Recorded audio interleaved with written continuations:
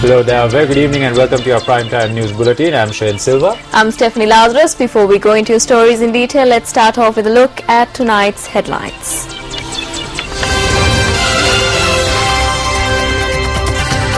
A country with an unstable government cannot move towards development. A statement from the President.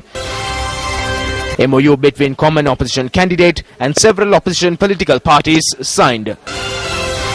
Navin and Sajid commence their common struggle.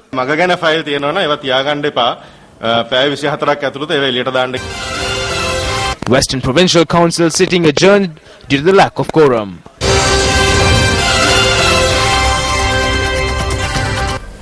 On to your top story now. The bond for UPFA presidential candidate President Mahinda Rajapaksa was deposited today.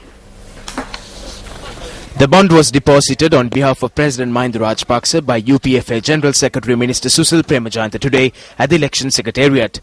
SLFP National Organizer Minister Basil Rajapaksa, General Secretary Minister Andra Peradashanyapa and leader of the Mahajana Eksat Peramuna Minister Dinesh Gunabodhana were also present at the occasion. We have commenced preliminary organisation in 160 electorates at 11,478 polling stations. We have almost completed the establishment of polling booth steering committees, electorate steering committees, district steering committees and chief steering committee representing all of the constituent parties of the UPFA with our electorate organisers. Campaigning has commenced. 14 political parties have joined hands with us in this battle in addition to the Sri Lanka Freedom Party. To add to that, numerous political groups too have joined hands with us to ensure victory. There are no problems at all with the grassroots levels in our party. All grassroots level organizations are working together with us. The SLFP and all allied political parties will closely work together to ensure that His Excellency President Mahinda Rajapaksa wins with a higher percentage of the vote. Common opposition candidate Maithripala Sirisena and the leaders of several opposition political parties signed a memorandum of understanding today.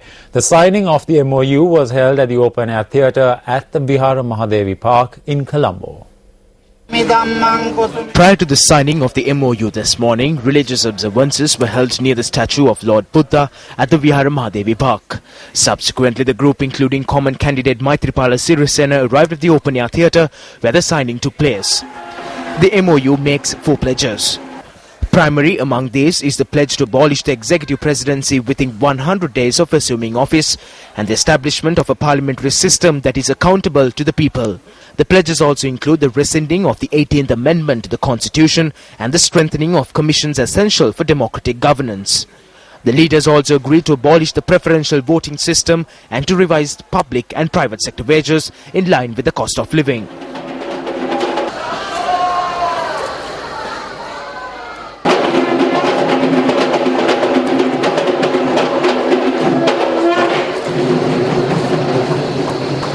Following the signing of the MOU, Maithripala Sirisena made a pledge to the people.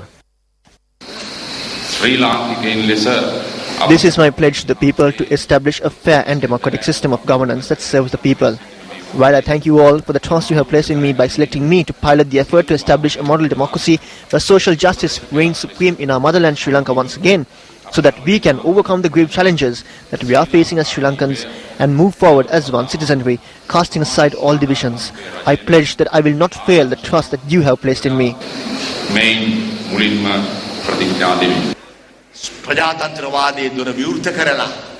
Let us plan to uphold the law, open the door of democracy and open the door of justice. We invite all parties to partake in preparing this plan. We confer power to you. Let us do away with this constitution that has become distasteful to the entire country and move towards a good constitution. We invite Sri Lanka Freedom Party to embark on this journey with us. We invite the United National Party. The Sama Samaja Party is the party of Dr. N.M. Perera. How are you still in that alliance? stop these policies and become principled people. I call on Maithripala Sirisena to ensure that he ends this journey by limiting the cabinet to 25 ministers. You have been given the contract. Do not leave it half completed. Finish your contract and then leave.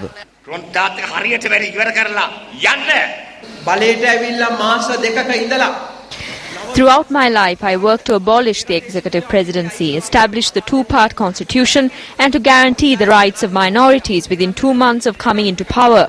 But we did not receive the two-thirds of votes that we needed. That is why I have joined this effort once again. It is to realize that hope that I have always had. If it is not realized this time around, it will not happen. I age every day. No one stays the same age forever. When they kept asking me to join, I said no repeatedly and stayed out of it. I said I would find someone who can achieve this better than me. And I stayed out of it, thinking that I would not enter the fray once again. But today, everyone has joined in this battle to ensure our children inherit a respected nation. And I joined too because I realized that if this regime was allowed to continue for even a while longer, our children would have no country left. There are parties that will join us in the future. I will not name them at this time. We are battling together with all other organizations in order to establish a united Sri Lanka.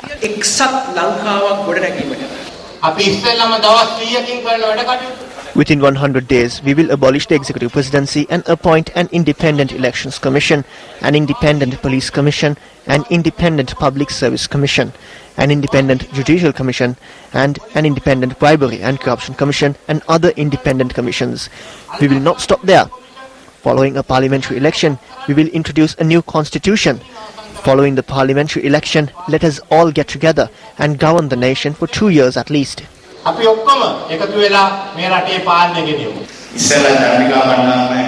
When Madam Chandrika Bandaranayake spoke about the histories of parties and that they were 65 to 70 years old, I felt a little ashamed. My party is only a year and 8 months old, but this is a decision that we have taken with great resolve on behalf of the country for a commendable purpose. We have already stated that we are about 80% in favour of Maithripala Sirisena being the common candidate. I have asked him for discussions for an hour or two following this meeting. I told him that I needed to have discussions with him for 1.5 hours to 2 hours to discuss and agree on factors that have been left over. Following these talks, the Democratic Party will decide on the other 20%.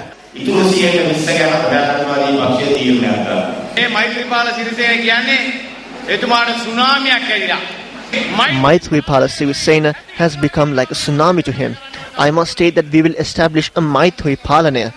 You all know that the Muslim populace as a whole will unconditionally vote on the 8th of January to make Maithripala Sirisena the president. This is certain.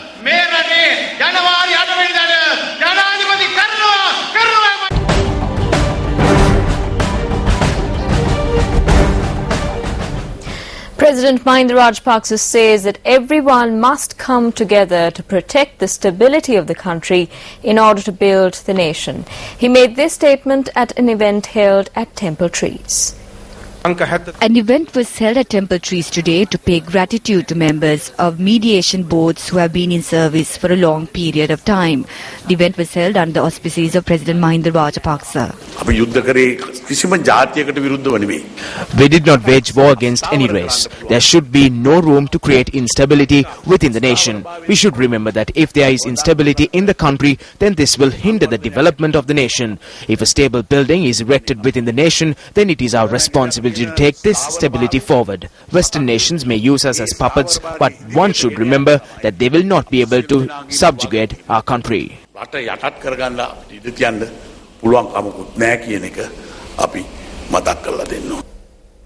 Navin Dissanayake, who resigned from his ministerial portfolio, arrived at the UNP headquarters Sirikota this afternoon.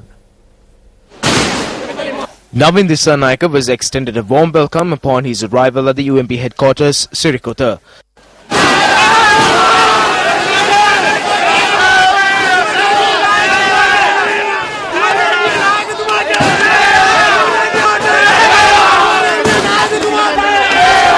Subsequent religious observances, Navin Dissanayake unveiled a photograph of his father, the late Kamini Dissanayake.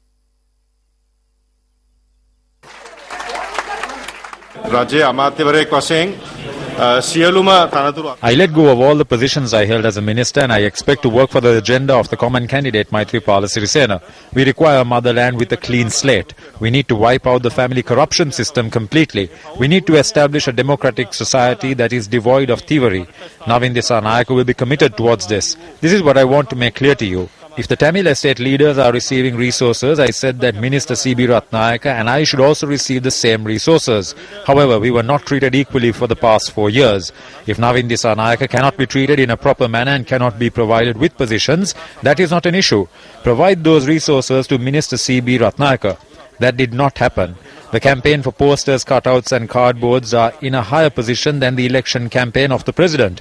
However, this campaign does not address the issues of the common man. Most of the ministers and MPs share the same view. That is almost above 50%. Because of various issues and influences, they are afraid to come out. I believe that there are many more to come. MP Dissanayake also issued a challenge today. Brothers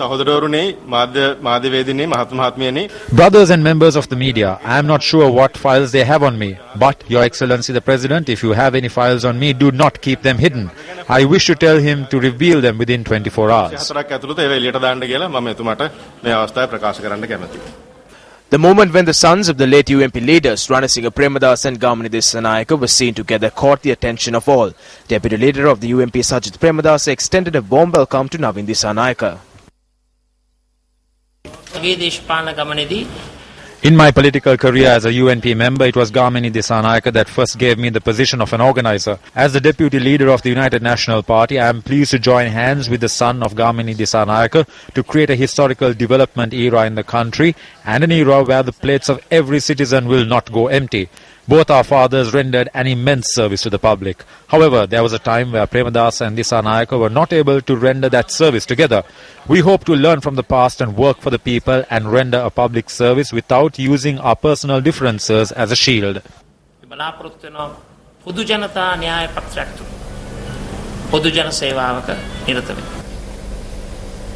Here are some of the views that were expressed on the political stage.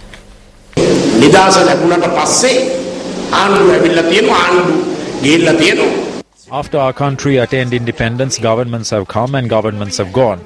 If someone proves that if the government could have allocated a cent more to revolutionize our free education in Sri Lanka with numbers, then I will come and apologize on the stage of the opposition for the mistake that has been committed.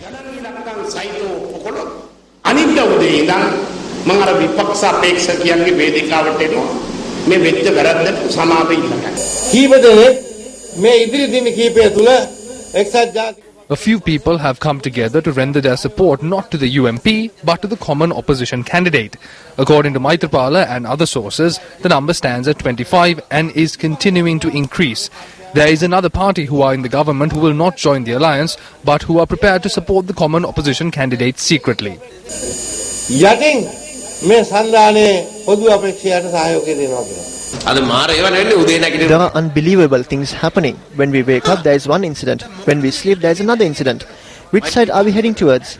Is it towards the other side or for the leadership of Maithripala? Maithripala will not even come close to a Maithri leadership. This will belong to another group of Tuskers. Maithripala will come in as the opposition leader and Ranil Wickremesinghe will be left without a seat.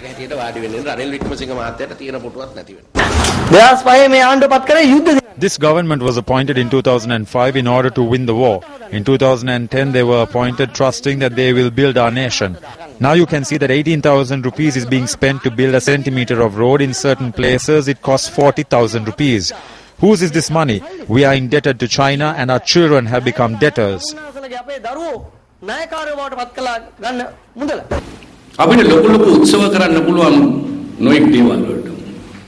We can have a large celebration. You can have it in a larger scale.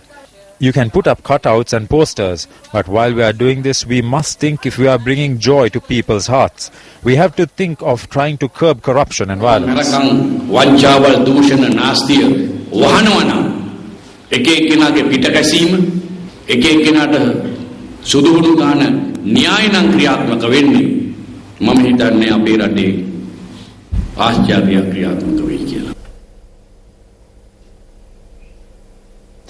A rally organized by the Janata Vimukti Peramuna under the theme "Let us defeat the dictatorial regime, let us rally for democracy" was held at the Ananda Samarakun Hall in Nugegoda today.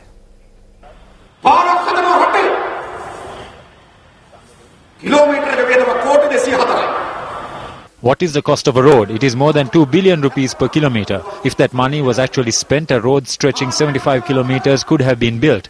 Millions upon millions were being spent on building various expressways. 2 billion rupees is triple that amount. We must inquire into whether there is a gold-plated road. We can estimate that it costs 2 million rupees to build a meter of road at this cost. Now they are building in Beliatta. They are building a railroad from Beliatta. What for? We may as well ask the people here to settle in Beliatta and come here by train. What are they doing? They said they would build 24 kilometers. What happened? The cost is $274 million. So the cost per kilometer is about $10 million. They are building a railroad where the cost of a kilometer is $10 million. That amounts to 1.3 billion rupees. Is this development?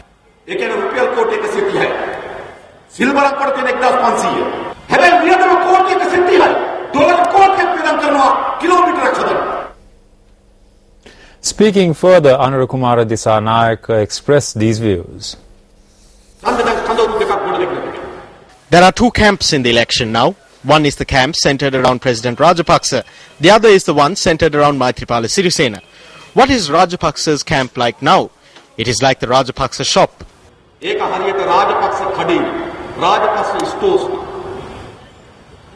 What have these stores been filled with? The brothers of the store owners. The goods in the shop are stale. The price is too high. The toffees they sell in this shop are like poison coated with sugar.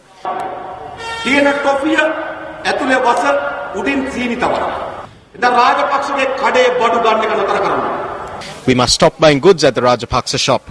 The people must rally to ensure the closure of the Rajapaksa shop. It is not a shop that the people of this country can continue to buy goods from and have transactions with. It is a shop that must be closed down. The Western Provincial Council was adjourned due to a lack of quorum today.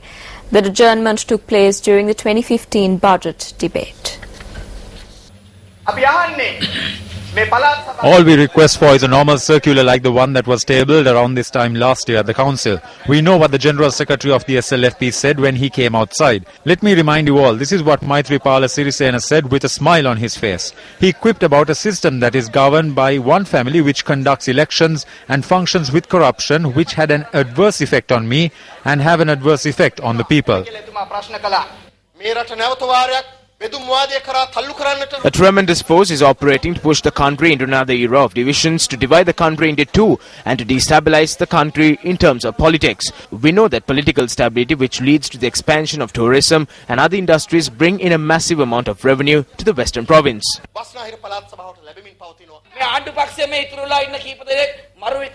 Only a few have been left in the governing body. They are speaking in an insane manner after seeing the darkness of defeat.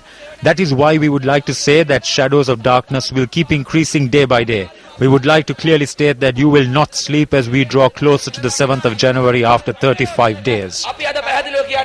Although it is mandatory for 35 councillors to be present at the chamber to begin proceedings, only 32 councillors were present after the quorum bell was rung today. Thereby, the chairman of the Western Provincial Council took steps to postpone the proceedings until 9 a.m. tomorrow.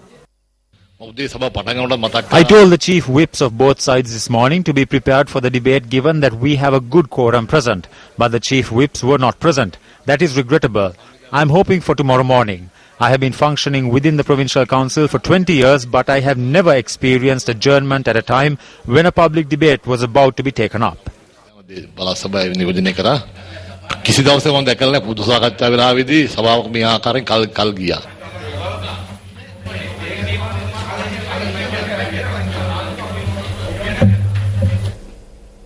A tense situation arose today in the Eastern Provincial Council when the sitting was adjourned due to a lack of a quorum. The council was to vote on the 2015 budget today. When the sitting was postponed to 9 a.m. tomorrow due to the lack of a quorum, opposition members of the Eastern Provincial Council had attempted to take away the mace from the council chamber.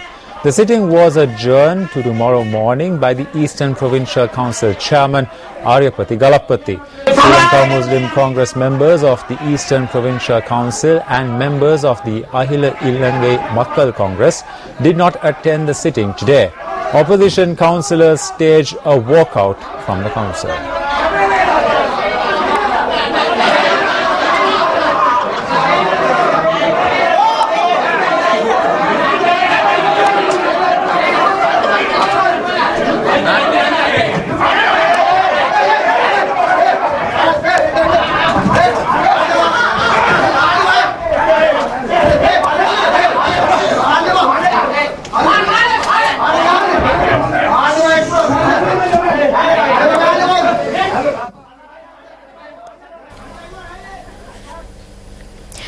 The human-elephant conflict continues to take a toll on the human populace in many areas of the country. Demonstrations were held at 2 separate locations demanding for an immediate solution to this issue.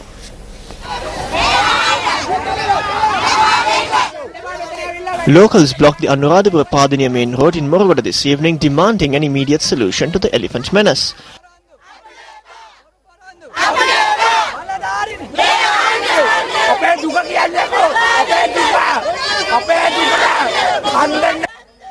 Locals from 8 surrounding villages took part in the protest, and the attempts made by the police to clear the protesters were futile.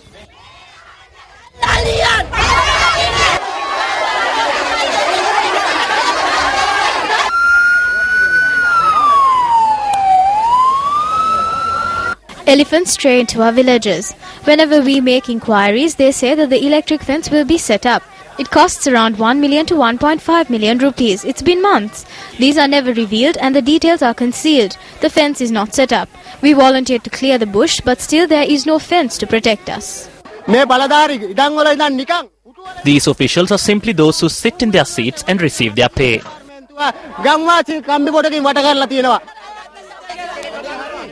The Department of Wildlife was informed on the matter and an electric fence was set up. Afterwards, the demonstrators called off the protest.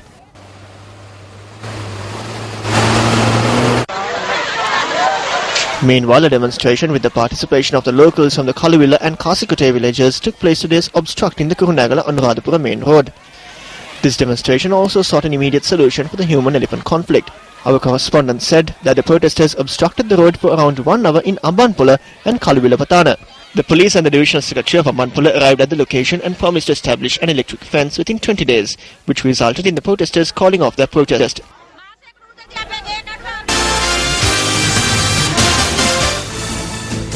Big onions will be purchased as normal following the vigorous protests launched by farmers.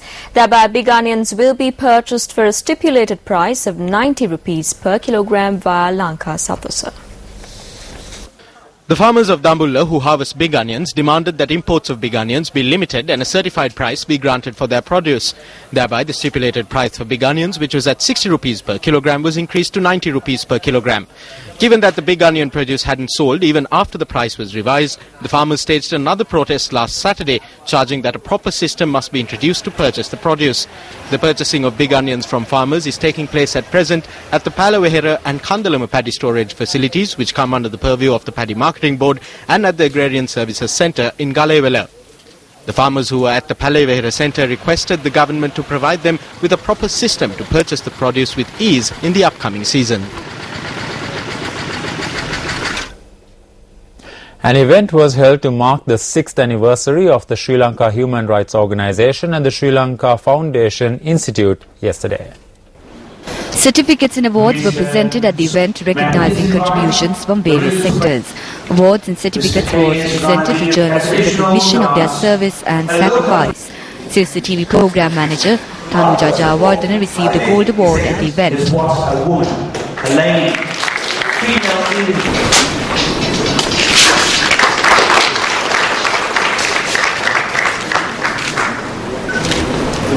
Actor Saranga Disasekara was also presented an award at the event. Attending the Galle Dialogue 2014 today, the visiting Indian National Security Advisor Dr. Ajit Doval said that if the Indian Ocean is to contribute to the prosperity of the nations in the region and beyond, then it must remain an ocean of peace. The Galle Dialogue 2014 International Maritime Conference, organised under the directive of the Ministry of Defence and Urban Development and the Sri Lanka Navy, commenced in the port city of Galle today with local and foreign participation from the maritime fraternity. The event saw the participation of more than 100 delegates from 36 countries, as well as senior officers of the Sri Lankan security forces and officials of the Ministry of Defence, including Defence Secretary Gotabaya Rajapaksa and Navy Commander Vice Admiral Jayantha Perera. The theme for this year's event is Cooperation and Collaboration for Maritime Prosperity. The visiting National Security Advisor of India, Dr. Ajit Kumar Doval, was the chief guest at the event. Really rarely in international affairs I've seen that an initiative which is taken is able to make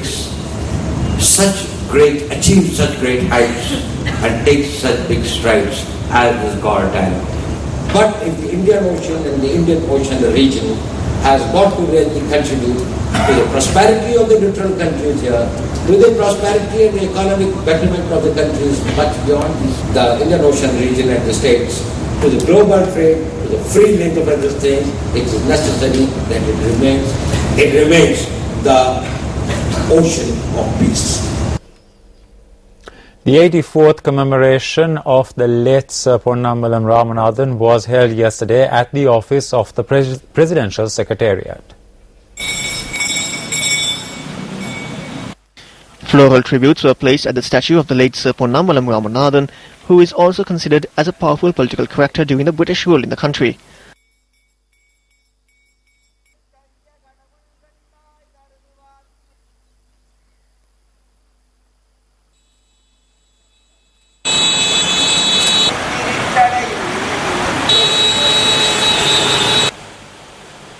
Subsequently, religious observances were performed. 100 ஆண்டுகளுக்கு முன்னர் திரு ராமநாதன் அவர்கள் இலங்கையிலே Over 100 years ago, Sir Ramanathan was a Tamil national who created an alternative political background in the country as a leader. He not only served the country but also thought about the safety of his own people and the future of the people. We need to remember that. An election is drawing closer. It is important to see what the people who have nothing will do at the election. This process should be one that will create trust amongst the whole country. மாற்றத்தை ஏற்படுத்தி கொடுக்கிறதுமான ஒரே நடவடிக்கையாக இருக்க வேண்டும். சேப்பொன் ராமநாதன் அன்றைக்கு ஒரு தேசிய அரசியல்வாதியாக உயர்ந்தார் என்றால் அன்றிருந்த மக்களின் மனப்பக்குவம் வேறையாக இருந்தது. Sir Ponnambalam Ramanathan was a local political figure whose feelings are somewhat different despite being in a higher status. If he was alive today, he will be looked as a traitor. At a time when we are commemorating the late Ponnambalam Ramanathan, we also need to be disappointed over our present status. We need to think about the conditions of the people. Our political leaders are acting in a manner that is not even close to what Ponnambalam Ramanathan would have done. I respectfully remember him at present. Our politicians need to act more intelligently. The 8th of January will be an important day and the Tamil community needs to be focused on this. I believe that the best commemoration that we can give is to appreciate the seal that he placed back then. சேப்பொன் Ramanathan அன்று பதித்த அந்த முத்திரையை இன்று எல்லா தமிழ் மக்களும் மதிப்பார்கள் என்ற நம்பிக்கையை தெரிவித்துக் கொண்டு Today is World AIDS Day. Director of the National STD Eradication Unit, Dr. Sisira Lianage, stated that there are currently 2,014 persons infected by HIV in Sri Lanka. The human immunodeficiency virus, also known as HIV, has infected more than 39 people across the globe. It is also alarming to note that more than 35 million people have died from the virus, making it one of the most destructive pandemics in history. Sub-Saharan Africa is the most affected region, with 24.7 million people living with HIV in 2013 and accounts for almost 70% of the global total of new HIV infections. This year, the WHO aims to close the gap in HIV prevention and treatment that they believe will be able to end the AIDS epidemic by 2030. Through this initiative, the 19 million people who are unaware of their HIV positive status can begin to set up support and all 35 million people living with HIV will have access to life-saving medicine. Ushering a new era in Sri Lankan sport, Sri Lanka's Sports Oscars, the sport's first Mobitel Platinum Awards night, was held with much grandeur yesterday. Sri Lanka cricket captain Angelo Matthews won the coveted sport's first Mobitel Platinum Award for the most popular sportsperson of the year. The sports first Mobitel Platinum Awards night, organised by Newsfirst and the MTV MBC Media Network, was held at the Resplendent Stein Studios in Ratmalana last evening. Sports first Mobitel Platinum Awards honoured athletes who have shown outstanding performance in the disciplines of cricket, rugby, swimming, boxing, weightlifting, athletics and a number of other mainstream sports. The award for the best school rugby player went to Malka Gunaratna, while his school, Isipatana College rugby team, won the award for the best school sports team. Tharinda Mendis from Dharmashoga College, Ambalangoda, won the award for the best school cricket of the year. Sprinter Himash Eshan from Kalathura Vidyalaya won the award for the best outstation school sportsman. Sumekumiko Rahim won the award for the Emerging Sportswoman of the Year, while Akila Ravashankar took home the award for the Emerging Sportsman of the Year. Shuttler Nisansala Veerasinghe from the Morato University won the award for the Best University Sportsperson of the Year. No places more shifty global, more pistols, Russian revolvers. We shoot and all that is normal, but it ain't just because we want to. We ain't got no. Eddie Nandawati from St. Joseph's Girls' School Kegol won the award for the Best Teacher in Charge of Sports. Navy SC rugby captain Yoshita Rajapaksa won the award for the Best Security Forces Sportsman, while his club bagged the award for the Best Sports Team of the Year. Boxer Anuruddha Ratnayaka won the award for the Best Comeback in Sport. Dilantha Malagamuwa won the award for the Best Motor Racer.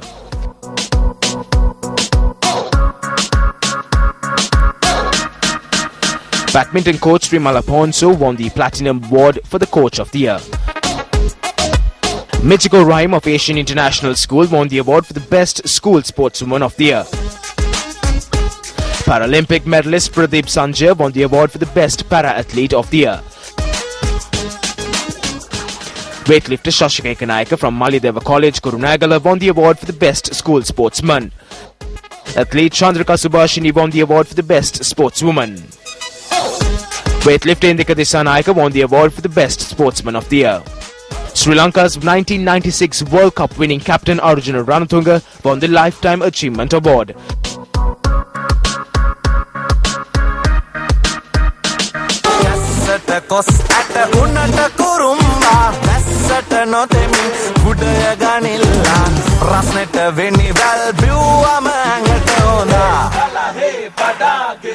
Sri Lanka women's cricket captain Chamriyatha Pattu won the award for the Best Woman Cricketer.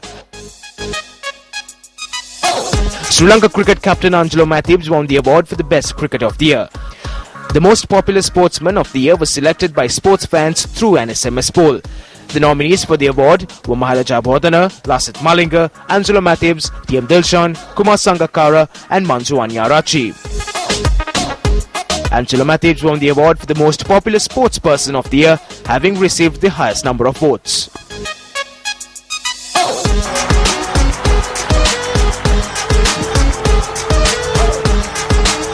Australian Prime Minister Tony Abbott paid tribute today to cricketer Philip Hughes, who died after being hit by a ball during a match at the Sydney Cricket Ground last week. Abbott told Parliament that Hughes' death had shocked and dismayed the nation. He was a great cricketer. He was grand company. He was the best of sons and the best of brothers. His death has so affected people because it happened in the midst of life at its most exuberant. He was 63 not out, on his way to a century and a return to the Test team. Now, Madam Speaker, people are not supposed to die playing our national game. Sport is supposed to engender pride, not grief. Philip Hughes' passing is a reminder that life is both precious and fragile.